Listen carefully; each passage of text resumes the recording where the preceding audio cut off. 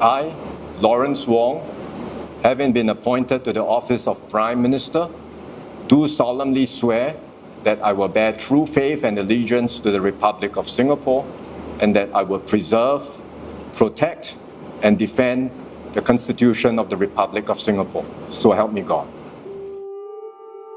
In May 2024, then 51-year-old Lawrence Wong Shun Sai of the ruling People's Action Party became Singapore's fourth Prime Minister.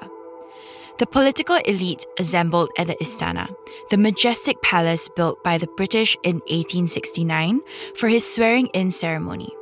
Wong stood alongside the President and the Chief Justice, all dressed in similar dark suits. His lush hair was swept back neatly, and thin grey spectacles perched on top of his nose as he held his right hand up, while his left clasped a Bible. World leaders called to congratulate Wong. The mainstream media cheered the handover and produced a short documentary on his life. The Economist newspaper published an exclusive interview with him.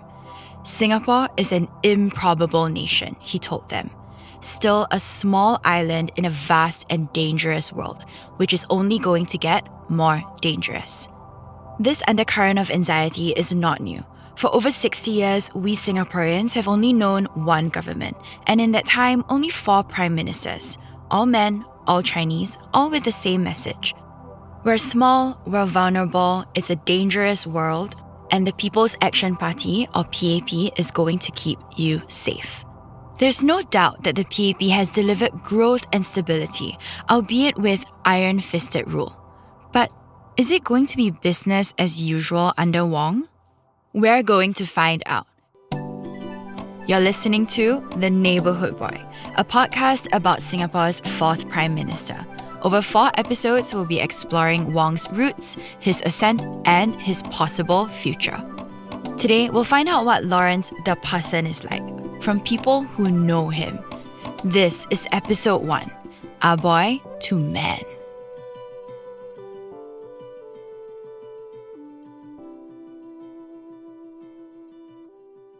Just a month before Wong was sworn in, we witnessed an extraordinary protest against Israel's war on Gaza in the most unexpected of places, within Gardens by the Bay, our monumental greenhouse containing flora from around the world. There, in the middle of the day, 3 young Singaporeans unfurled a banner. End SG Israel Arms Trade. The raw, imperfect, handmade banner flew on a sky bridge amongst carefully manicured flowers, its contrast both disturbing and powerful. Our tourist temple, the viral TikTok backdrop, Avatar's Pandora on Earth, and now a site of protest. Our supergrove trees are now futuristic in more ways than one. Over the past few years, it's become clear that ordinary Singaporeans want more of a say in life. Public housing, welfare, race relations, the environment, and yes, Israel and Palestine. What worked for Singapore in the 1960s to 1990s is increasingly found wanting. Veteran journalist Bertha Hansen wrote on Facebook, "Sometimes I think Singapore is like a kettle of boiling water, pent up and looking for ways to let steam escape. As a society, we have always been simmering. A small country, crowded, so many cultures, religions, and races. But our boiling point seems to have lowered over the years." Wong is Prime Minister of a Singapore that's very different from when he started his civil service career in 1997. A year later, I was born. My name is Jean Hugh. I joined Jerome fresh out of university, and after 3 years as its head of research, I left to teach yoga, and now I'm working in corporate investigative research. I've been developing this podcast for the past 3 years, reading, writing, talking about Wong. I visited the neighbourhood he grew up in, the primary school he attended. I spoke to his friends, his colleagues, his supporters, and his doubters. I basically have a parasocial relationship with Wong, which is something I never thought I'd say. But I want to be clear, I don't have posters of him in my room, and I definitely don't read Lawrence Wong fanfiction. In this series, I'll be sharing with you what I've learned about Lawrence the man and Lawrence the politician. I'm also fascinated by how Wong's story parallels the Singapore story. What's changed in the 3 decades since he joined the public service? And what stayed the same? I'm curious about what lies ahead for Singapore and for me. What kind of life opportunities will I have? What kind of life can I build here in Singapore, my home? Our future, as ever, will depend on the PAP and on Wong. He's been called a team player, a dark horse, a puppet, a persistent doer, and a relatable political leader. But who is Lawrence Wong, the person leading Singapore at this juncture, and what can we expect of him and his party?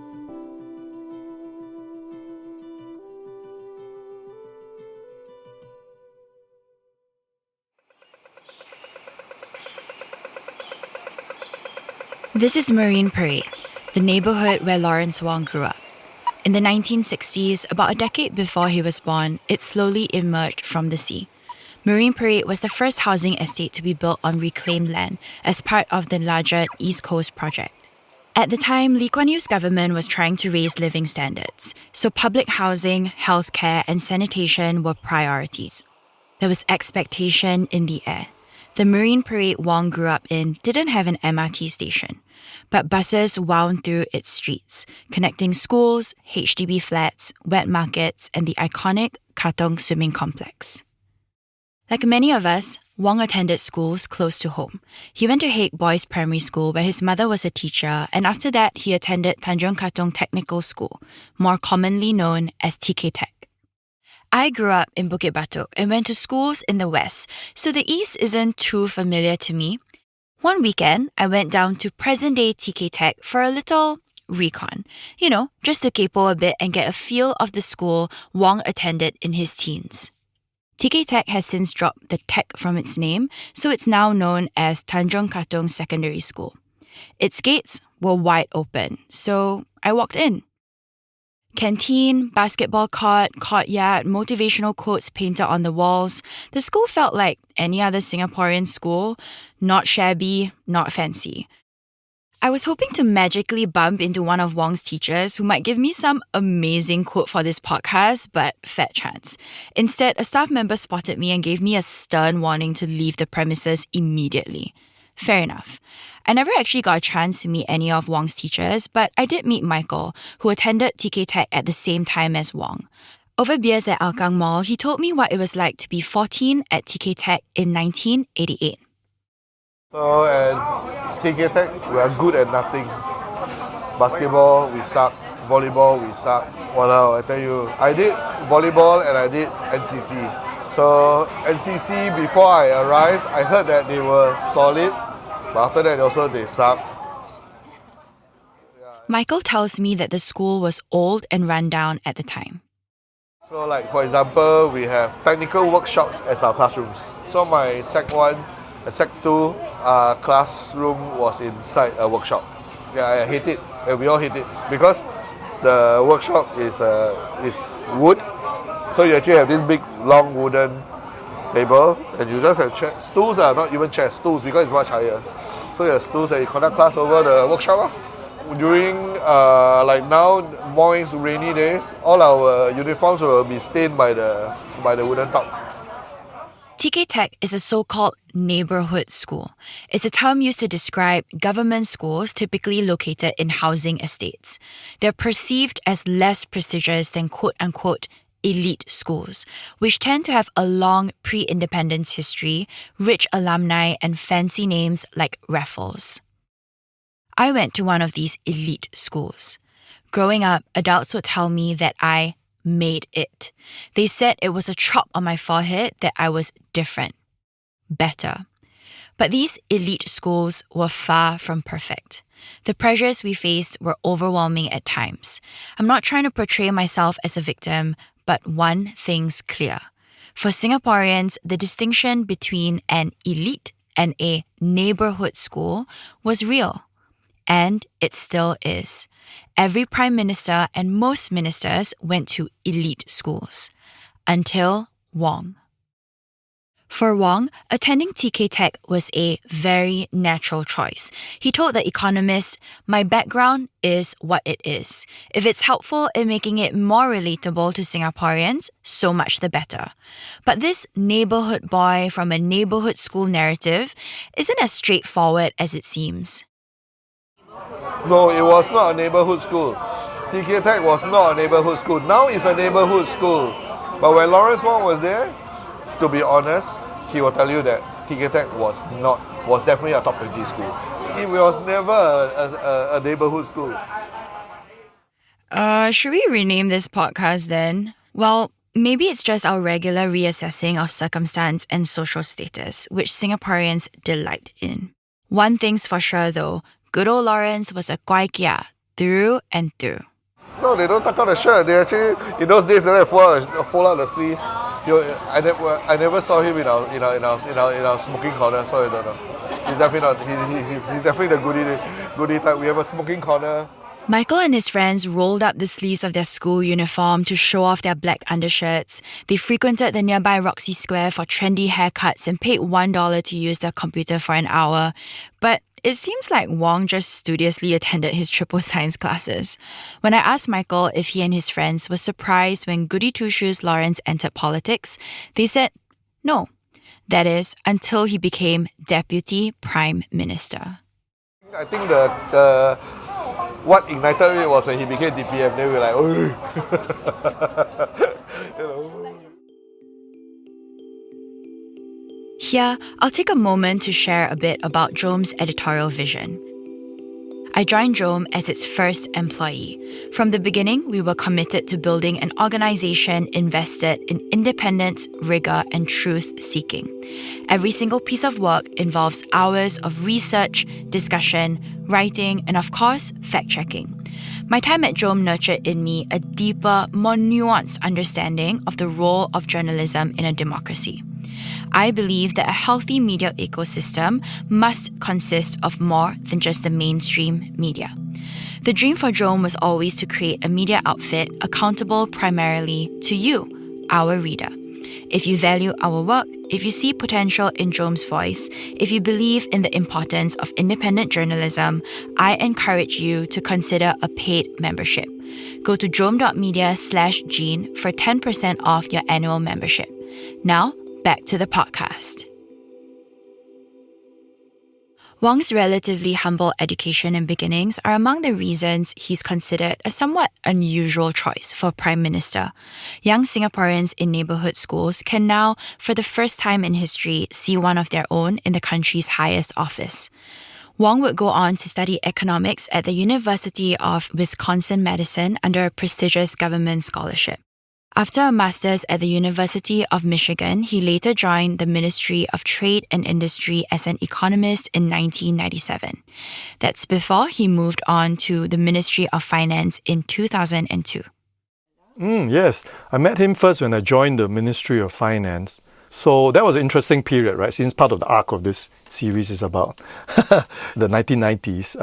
Because that was Singapore's, I could say, lost 7 years. Between the Asian financial crisis in 97-98 to around 2004, Singapore's GDP per capita did not increase, right, or increased very little. It was like a lost 7 years, right? 7 years of lean. So that was the period when I worked with Lawrence a bit in the Ministry of Finance. And I could see that even then. Donald Low, a fellow scholar, emphasizes to me the uncertainty of the late 90s. Even though we were much richer, with a per capita GDP roughly 28 times than what it was in the 1970s, we were on the verge of a devastating regional crisis. Wong was in his mid-20s when he worked at the Ministry of Finance, and even then, Low tells me that his policy chops were well off the charts. Wong was extremely accomplished as a policy analyst, and he handled budget policy at the time, which meant that he was closely involved in major decisions on expenditure.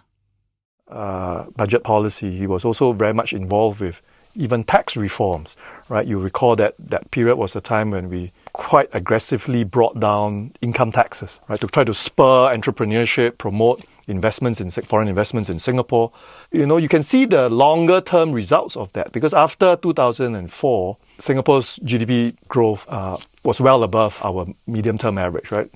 It was about 5-6% a year. So, and I think not entirely, but partly it was the consequence of the kind of reforms, the kind of policy changes that Lawrence was very much part of. Loh is now an economist and senior lecturer at the Hong Kong University of Science and Technology. While interviewing him, I wondered if I should mention I got a D for A-level econs, but I ended up keeping that fun fact to myself.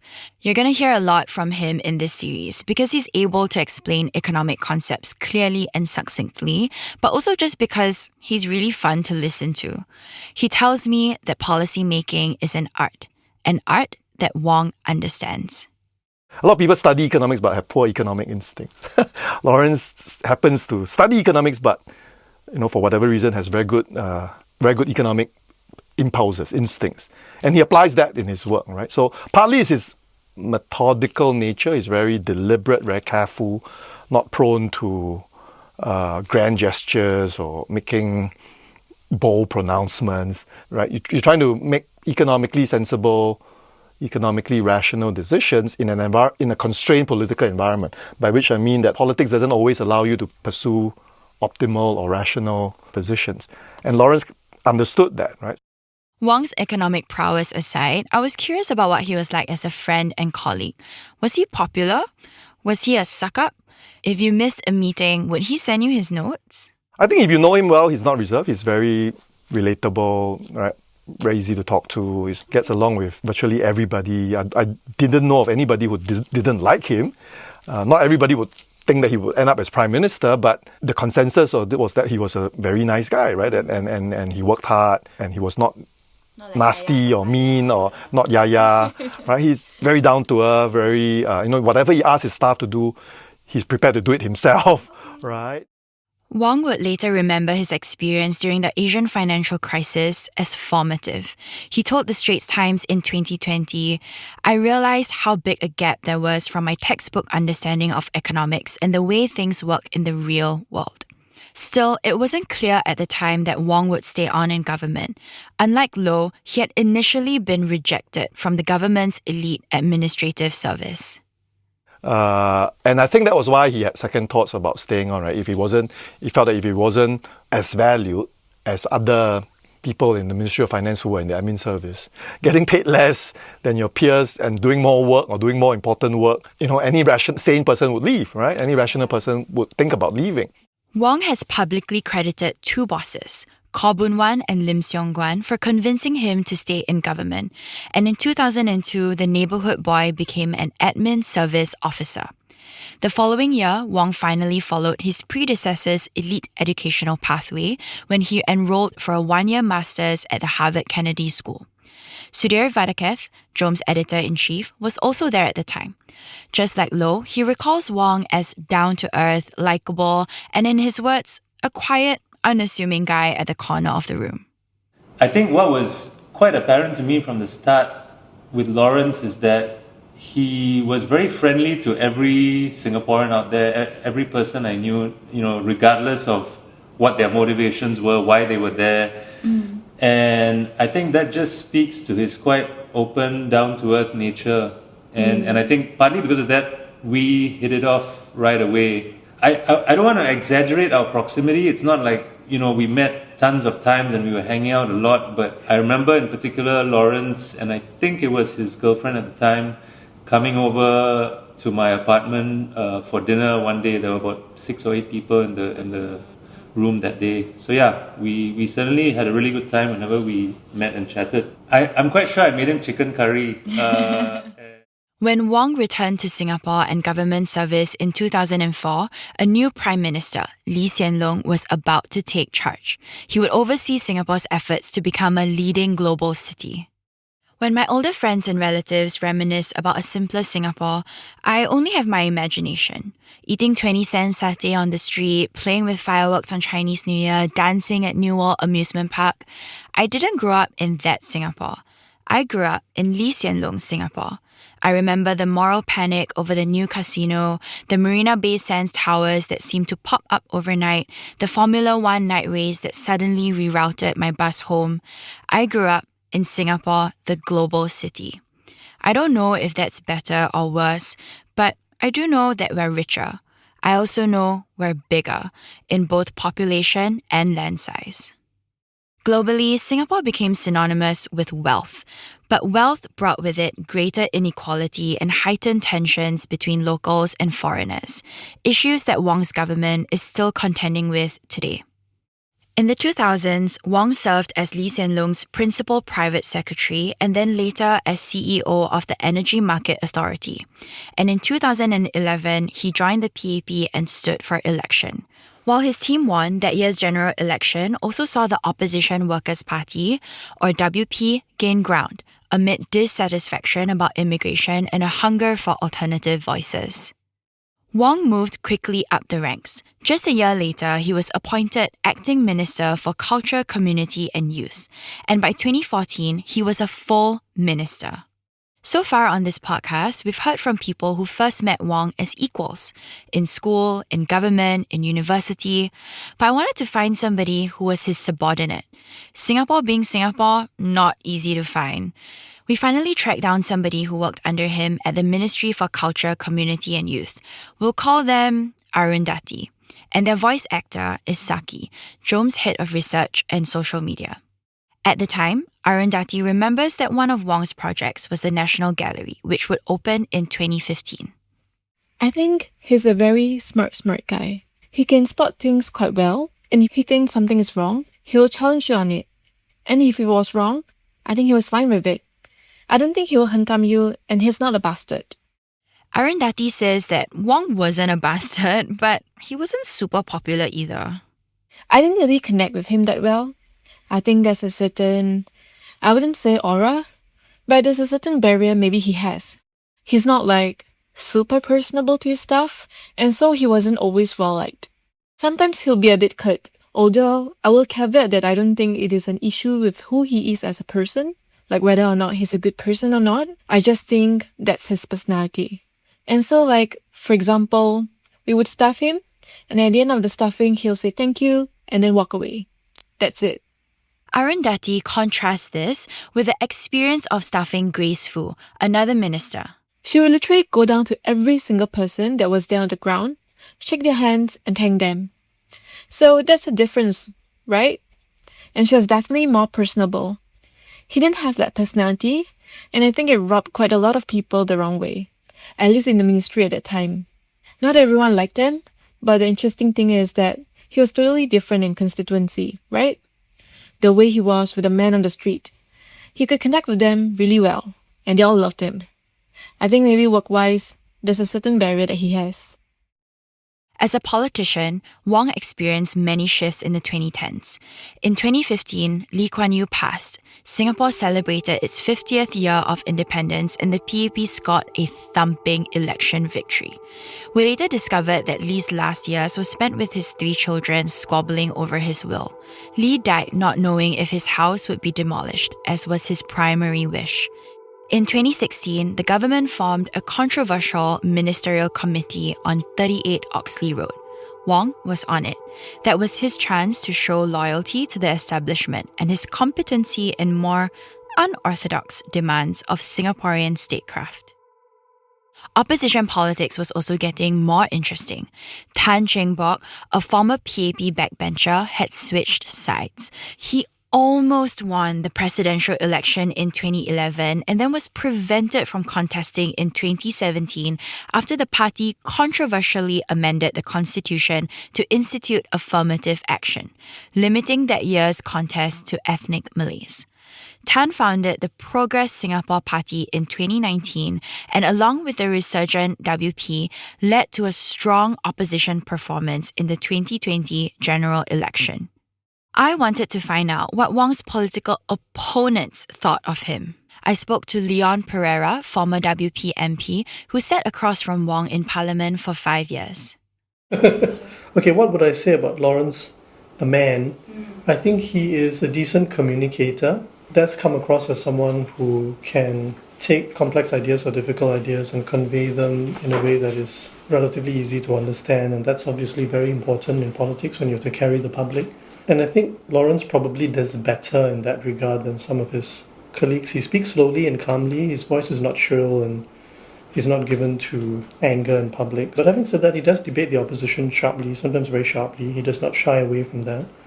And I think looking at his political style, I don't see any evidence that he will be more conciliatory, if I can use that expression, towards the opposition in Parliament or outside Parliament compared to his predecessors, which is not to say that he won't change. So, is Wong friendly, personable, relaxed as Donald and Sudhir remember him to be? Or is he more of a no-nonsense politician as Arundhati and Leon believe? Perhaps it just depends on context. After all, it's only human to display different sides of our personality to different people. And perhaps Wong himself is changing, evolving as he spends more time in political leadership and gaining a better understanding of what's needed to run Singapore. Whatever the case, he's clearly a very different sort of leader from Lee Kuan Yew, Singapore's first Prime Minister. And let there be no mistakes about this. Whoever governs Singapore must have that iron in him, or give it up. This is not a game of cards. This is your life and mine. I've spent a whole lifetime building this. And as long as I'm in charge, nobody's going to knock it down. It's hard to forget Lee Kuan Yew's speech during the 1980 general election. He displays a conviction and passion that commands respect, even if you disagree with his perspective or policies. There are many here who believe that small, vulnerable Singapore forever needs a strong, decisive leader. But there are also many who think that a more consensual leadership must replace the old because I said so style to manage life and strife in our increasingly diverse country. Perhaps it's idealistic, but I hope for a leader who can be both, decisive and resolute when the time calls for it, but also open to working with those who might think differently from him. Could Wong represent that shift from heroic leader to team player? Is the Marine Parade neighbourhood boy just what Singapore needs at this juncture? We continue exploring these questions in Episode 2, Party Games. The Neighbourhood Boy is brought to you by Jom, a weekly digital magazine about Singapore. If you believe in the importance of independent journalism, please consider a paid membership. Go to jom.media/Jean for 10% off your annual membership.